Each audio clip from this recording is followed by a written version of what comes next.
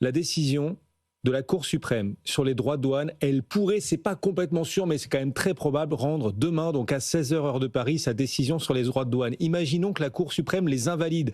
Que se passera-t-il? Comment Donald Trump s'en sortirait-il?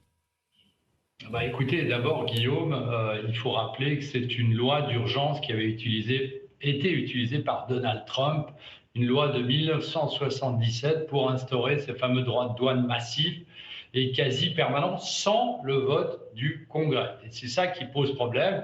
Évidemment, on est dans une situation où ça dépasse largement le commerce, puisque c'est un test institutionnel majeur pour Donald Trump à moins de 11 mois des élections de mi-mandat. Après, si on parle de finances, évidemment, les montants des enjeux sont extrêmement considérables, parce que si la Cour suprême devait dire que les tarifs n'étaient pas légaux, eh bien, il y a environ 133 milliards de dollars de droits qui ont déjà été collectés sous l'autorité de cette fameuse loi de 1977 qu'il faudrait tout ou partie rendre aux entreprises, aux pays, etc. Donc on voit ici qu'on serait dans une situation que personne ne veut voir. Ce serait un choc pour les marchés, un choc à court terme, attention, pour les marchés financiers avec probablement un effondrement du S&P 500 sur le court terme,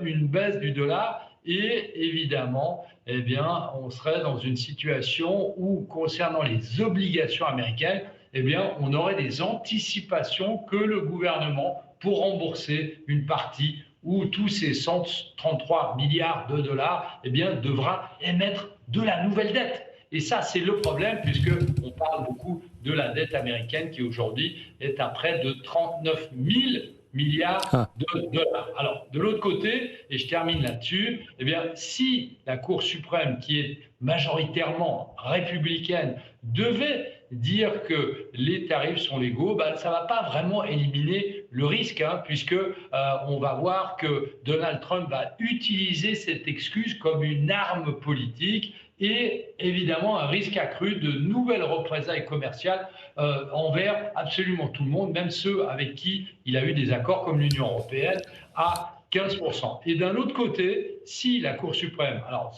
on imagine que ce ne sera pas ça, mais imaginons que la Cour suprême dit que les tarifs sont invalides, eh bien Donald Trump a, avec ses avocats, avec ses juristes, encore la possibilité de contourner cette décision de la Cour suprême, et notamment les sections dont on parle beaucoup, les sections 122 et les sections 232 du code pénal américain qui permettent en tout cas en partie, de contourner cela. Mais ça prend beaucoup de temps et ça amène de la volatilité évidemment au marché. Demain, donc, la Cour suprême qui devrait, pas complètement sûr, mais sur à 90%, donc annoncer sa décision sur les droits de douane.